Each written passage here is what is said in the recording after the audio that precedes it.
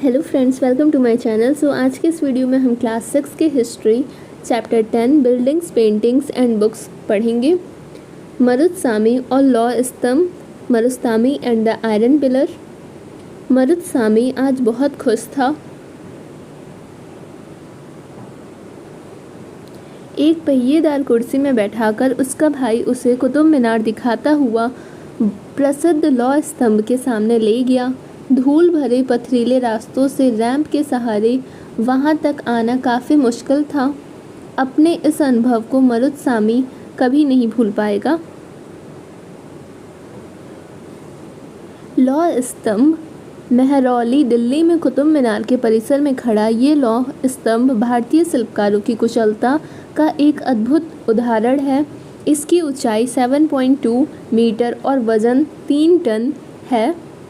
3 ton से भी ज़्यादा है। इसका निर्माण लगभग 1500 साल पहले हुआ। इसके बनने के समय की जानकारी हमें इस पर खुदे अभिलेख से मिलती है। इसमें चंद्र नाम के एक शासक का जिक्र है जो शायद गुप्त वंश के थे, जिसके बारे में हमने चैप्टर 9 में पढ़ा था। आश्चर्य की बात यह है कि इतने वर्षों के बाद भी इसमें जंग नहीं लगा। Buildings in brick and stone, ईंटों और पत्थरों की इमारतें हमारे शिल्पकारों की कुशलता के ये नमूने स्तूपों जैसे कुछ इमारतों में देखने को मिलते हैं। स्तूप का शाब्दिक अर्थ होता है टीला। हालांकि स्तूप विभिन्न आकार के थे, कभी गोल या लंबे तो कभी बड़े या छोटे। उन सब में एक समानता है, हमेशा सभी स्तूपों के भीतर एक छोटा सा डिब्बा रखा रहता है। इन डिब्बों में बुद्ध या उनके अनुयायियों के शरीर के अवशेष जैसे दांत, हड्डी या राख या उनके द्वारा प्रयुक्त कोई भी चीज़ या कीमती पत्थर या सिक्के रखे रहते हैं। इसे धातु मंजूसा कहते हैं। पहले स्तूप धातु मंजूसा के ऊपर रखा मिट्टी का टीला होता था। बाद में टीले को ईंटों से ढक दिया गया और बाद के काल में उसे गुंबद नुमा ढांचे को तराशे हुए पत्थरों से ढक दिया गया। हमेशा स्तूपों के चारों ओर परिक्रमा करने के लिए एक वृत्ताकार पथ बना होता था, जिसे प्रदक्षिणा पथ कहते हैं। इस रास्ते को रेलिंग से घेर दिया जाता था, जिसे वेदिका कहते हैं। वेदिका में प्रवेश द्वार बने होते थे। रेलिंग और तोरण हमेशा मूर्तिकला की सुंदर कलाकृतियों से सजे होते थे। Find Amaravati on map 7। This was a place where a magnificent stupa once existed. कई बार एक भव्य स्तूप वहाँ हुआ करता था। लगभग 2000 साल पहले इस स्तूप को सजाने के लिए शिलाओं पर चित्र उकेरे गए थे। पहाड़ियों को काटकर बनावटी गुफाएं बनाई जाती थीं। इस तरह की कई गुफाओं को मूर्तियों या चित्रों द्वारा सजाया जाता था। और इस काल में कुछ आरंभिक हिंदू का मंदिर भी निर्माण किया गया। इन मंदिरों में विष्णु, शिव जी और दुर्गा जैसी देवी देवताओं की पूजा होती थी। मंदिरों का सबसे महत्वपूर्ण भाग गर्भगृह होता था, जहां मुख्य देवी या देवता की मूर्ति को रखा जाता था। इस स्थान पर पुरोहित धार्मिक अनुष्ठान करते थे और भक्त पूजा करते थे। अक्सर गर्भगृह को एक पवित्र स्थान के रूप में दिखाने के लिए भीतर गांव जैसे मंदिरों में उसके ऊपर काफ़ी ऊंचाई तक निर्माण किया जाता था, जिसे शिखर कहते थे। शिखर निर्माण के कठिन कार्य के लिए सावधानी बरतनी पड़ती थी। यहाँ सांची का महान स्तूप दिखाया गया है, जो कि मध्य प्रदेश में है। इस तरह के स्तूपों का निर्माण कई सौ साल पहले तक चलता रहा। इस स्तूप में ईंटों का प्रयोग संभवतः अशोक के ज़माने का है, जिसके बारे में हमने चैप्टर 8 में पढ़ा था। जबकि रेलिंग और प्रवेश द्वार बाद के शासकों के काल में जोड़े गए। और यहाँ पर अमरावती की एक शिल्पकृति है।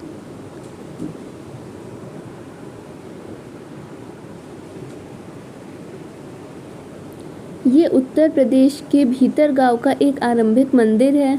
ये लगभग 1500 साल पहले पक्की ईंट और पत्थरों से बनाया गया था और इस तरफ महाबलीपुरम के एकात्मिक मंदिर है। इनमें से हर मंदिर एक ही विशाल पहाड़ी को तराश कर बनाया गया है, इसलिए इन्हें एकाश्म कहा गया। ईंटों से बनाए जाने वाले मंदिरों से ये बिल्कुल अलग होते थे। ईंट से बनी इमारतों में नीचे से ईंटों की एक एक तह जोड़ते हुए उसे ऊपर की ओर ले जाते हैं, जबकि चट्टान तराश कर बनाए जाने वाले मंदिरों को पत्थर काटने वाले ऊपर से नीचे के क्रम में बनाते हैं। इन मंदिरों को बनाते समय पत्थर काटने वालों को किन समस्याओं का सामना करना पड़ता होगा, इसकी सूची आप बनाइए। अधिकतर मंदिरों में मंडप नाम की एक जगह होती थी। ये एक सभागार होता था जहाँ लोग इकट्ठा होते थे। Find Mahabalipuram and Aihole on map 7 page number 87। उनमें से कुछ यहाँ दिखाए गए हैं। स्तूप और मंदिर किस तरह बनाए जाते थे? स्तूपों और मंदिरों को बनाने की प्रक्रिया में कई अवस्थाएं आती थीं। इसके लिए काफ़ी धन खर्च होता था, इसलिए आमतौर पर राजा या रानी ही इन्हें बनवाने का निश्चय करते थे। पहला काम अच्छे किस्म के पत्थर ढूंढकर शिलाखंडों को खोद कर निकालना होता था। फिर मंदिर या स्तूप के लिए सोच विचार कर तय किए गए स्थान पर शिलाखंडों को पहुंचाना होता था। यहाँ पत्थरों को काट छाँट कर तराशने के बाद खंभों, दीवारों की चौखटों, फर्शों तथा छतों का आकार दिया जाता था। इन सब के तैयार हो जाने पर सही जगहों पर उन्हें लगाना काफ़ी मुश्किल का काम था।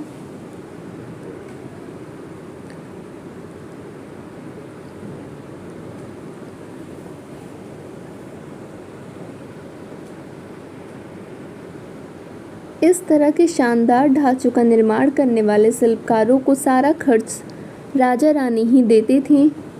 इसके अलावा इन स्तूपों या मंदिरों में आने वाले भक्त जो उपहार अपने साथ लाते थे, उनसे इमारत की सजावट की जाती थी। जैसे हाथी दांत का काम करने वाले श्रमिकों के संघ ने सांची के एक अलंकृत प्रवेश द्वार तोरण को बनाने का खर्च दिया था। इनकी सजावट के लिए पैसे देने वाले में व्यापारी, कृषक, माला बनाने वाले, इत्र बनाने वाले, लोहार, सुनार और ऐसे कई स्त्री पुरुष शामिल थे जिनके नाम खंभों, रेलिंगों और दीवारों पर खुदे हैं। इसलिए जब आप इन स्थानों को देखने जाओ तो याद रखना कि कितने सारे लोगों ने इन्हें बनाने और सजाने में अपना योगदान दिया था। Painting. Find Ajanta on map 7। ये वह जगह है जहाँ की पहाड़ों में सैकड़ों सालों के दौरान कई गुफाओं खोदी गईं। इनमें से ज़्यादातर बौद्ध भिक्षुओं के लिए बनाए गए विहार थे। इनमें से कुछ को चित्रों द्वारा सजाया गया था। यहाँ इनके कुछ उदाहरण दिए गए हैं। गुफाओं की रोशनी में बनाए गए थे। इन चित्रों के रंग 1500 साल बाद भी चमकदार हैं। ये रंग पौधों और खनिजों से बनाए गए थे। इन महान कृतियों को बनाने वाले कलाकार अज्ञात हैं। द वर्ल्ड ऑफ बुक्स, पुस्तकों की दुनिया। इस युग में कई प्रसिद्ध महाकाव्यों की रचना की गई।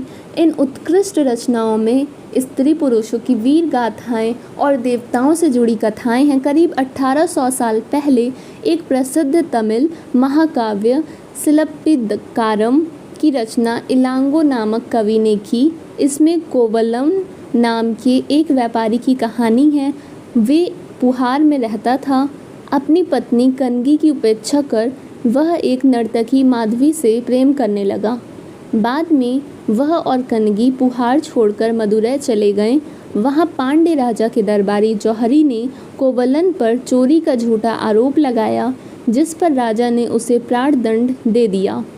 कनगी, जो अभी भी उससे प्रेम करती थी, इस अन्याय के कारण दुख और रोष से भर गई।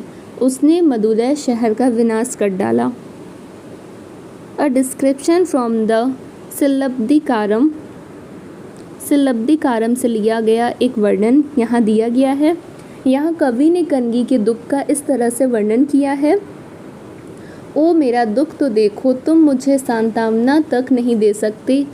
क्या यह सही है कि विशुद्ध सोने से भी सुंदर तुम्हारा शरीर बिना धूल से सना यूं ही पड़ा है? यह कहाँ का न्याय है कि गोधूली की इस स्वर्णिम आभा में फूलमाला से ढके सुंदर वक्ष स्थल वाले तुम जमीन पर गिरे पड़े हो। मैं अकेली, असहाय और हताश होकर खड़ी हूँ। क्या ईश्वर नहीं है? क्या इस देश में ईश्वर नहीं है? पर क्या उस स्थान पर ईश्वर रह सकते हैं जहाँ के राजा की तलवार निर्दोष नवागंतुक के प्राण ले सकती है? क्या ईश्वर नहीं है? नहीं है। एक और तमिल महाकाव्य मणिमेखलई को करीब 1400 साल पहले सतनार द्वारा लिखा गया। इसमें कोवलन और माधवी की बेटी की कहानी है। ये रचनाएं कई सदियों पहले ही खो गई थीं। उनकी पांडुलिपियां दोबारा लगभग 100 साल पहले मिली और लेखक जैसे कालिदास, जिनके बारे में आपने चैप्टर 9 में पढ़ा है, संस्कृत में लिखते थे। मेघदूत का एक श्लोक यहाँ दिया गया है। यहाँ उनकी सबसे प्रसिद्ध रचना मेघदूत से एक अंश है। यहाँ एक विरही प्रेमी बरसात के बादल को अपना संदेशवाहक बनाने की कल्पना करता है। देखो इसमें किस तरह कवि ने बादलों को उत्तर की ओर ले जाती ठंडी हवा का वर्णन किया है। तुम्हारे बौछारों से मुलायम हो उठी मिट्टी की भीनी खुशबू से भरे, हाथियों की सांस में बसी जंगली गूलर को पकाने वाली शीतल बयार तुम्हारे साथ धीरे धीरे बहेगी। Do you think Kalidas can be described as a lover of nature? Recording and preserving old stories, पुरानी कहानियों का संकलन और संरक्षण। हिंदू धर्म से जुड़ी कई कहानियाँ जो बहुत पहले से प्रचलित थी, इसी काल में लिखी गई। इनमें पुराण भी शामिल हैं। पुराण का शाब्दिक अर्थ प्राचीन या पुराण। पुराणों में विष्णु, शिव, दुर्गा, पार्वती जैसे देवी देवताओं से जुड़ी कहानियाँ हैं। इनमें इन्हीं देवी देवताओं की पूजा की विधियाँ दी गई हैं। इसके अलावा इसमें संसार की सृष्टि और राजाओं के बारे में भी कहानियाँ हैं। अधिकतर पुराण सरल संस्कृत श्लोक में लिखे गए हैं, जिससे सब उन्हें सुन और समझ सकें। स्त्रियां और शूद्र जिन्हें वेद पढ़ने की अनुमति नहीं थी, वे भी इसे सुन सकते थे। पुराणों का पाठ पुजारी मंदिरों में किया करते थे, जिसे लोग सुनने आते थे। दो संस्कृत महाकाव्य महाभारत और रामायण लंबे अरसे से लोकप्रिय रहे। तुम में से कुछ बच्चे इन कहानियों से परिचित होंगे।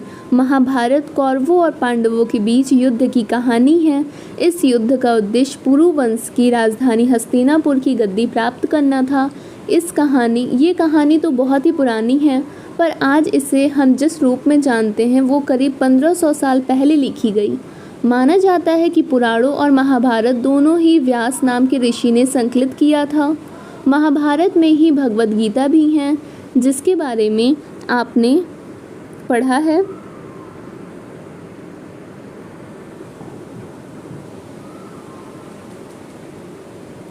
आम लोगों के द्वारा कही जाने वाली कहानियाँ। आम लोग भी कहानियाँ कहते थे, कविताएं और गीतों की रचना करते थे, गाने गाते थे, नाचते थे और नाटकों को खेलते थे। इनमें से कुछ तो इस समय के आसपास जातक और पंचतंत्र की कहानियों के रूप में लिखकर सुरक्षित कर लिए गए। जातक कथाएं तो अक्सर स्तूपों की रेलिंगों और अजंता के चित्रों में दर्शाई जाती थीं। इनमें से यहाँ एक बंदर राजा की कहानी दी गई है। एक समय बंदरों का एक महान राजा हुआ। वो हिमालय पर गंगा के किनारे अपने 80,000 अनुयायियों के साथ रहता था। इन सारे बंदरों को एक खास आम के पेड़ के फल बहुत प्रिय थे। ये आम बड़े मीठे होते थे। इतने स्वादिष्ट आम धरातल पर नहीं उगते थे। एक दिन एक पका हुआ आम गंगा नदी में गिरकर बहते बहते वाराणसी पहुँच गया। उस वक्त नदी में वहाँ का राजा नहा रहा था। उसे वो आम मिला। उसे चखकर वो हैरान रह गया। उसने अपने राज्य के जंगलों की देखभाल करने वालों से पूछा कि क्या वे इस आम के पेड़ को ढूंढ सकते हैं या नहीं। वे राजा को हिमालय की पहाड़ी पर ले गए। वहाँ पहुंचकर राजा और उसके दरबारियों ने खूब आम खाए। रात में राजा ने देखा कि बंदर भी पके आमों का मज़ा ले रहे हैं। राजा को ये बात बुरी लगी और उसने उन्हें मार डालने का फैसला किया। बंदरों के राजा ने अपनी प्रजा को बचाने की एक योजना बनाई। उसने आम के पेड़ की टहनियों को तोड़कर उन्हें आपस में बांधकर नदी पर एक पुल बनाया। इसके एक छोर को वो तब तक पकड़े रहे जब तक उसकी सारी प्रजा ने नदी को पार न कर लिया, पर इस प्रयास से वो इतना थक गया कि मरणासन होकर गिर पड़ा। राजा ने जब ये सब देखा तो उसने बंदर राजा को बचाने की काफ़ी कोशिश की, पर वो सफल ना हुआ। बंदर राजा की मृत्यु पर उसे शोक हुआ और राजा ने उसे पूरा सम्मान दिया। मध्य भारत में भरहुत के एक स्तूप से मिले एक पत्थर पर उकेरे गए चित्र में इसे दिखाया गया है। राइटिंग बुक्स ऑन साइंस, विज्ञान की पुस्तकें इसी समय गणितज्ञ और खगोल शास्त्री आर्यभट्ट ने संस्कृत में आर्यभट्टियम नामक पुस्तक लिखी। इसमें उन्होंने लिखी कि एक दिन और रात पृथ्वी के अपनी धुरी पर चक्कर काटने की वजह से होते हैं, जबकि लगता है कि रोज सूर्य निकलता है और डूबता है। उन्होंने ग्रहण के बारे में भी एक वैज्ञानिक तर्क दिया। उन्होंने वृत्त की परिधि को मापने की भी विधि ढूंढ निकाली, जो लगभग उतनी ही सही है जितनी कि आज प्रयुक्त होने वाली विधि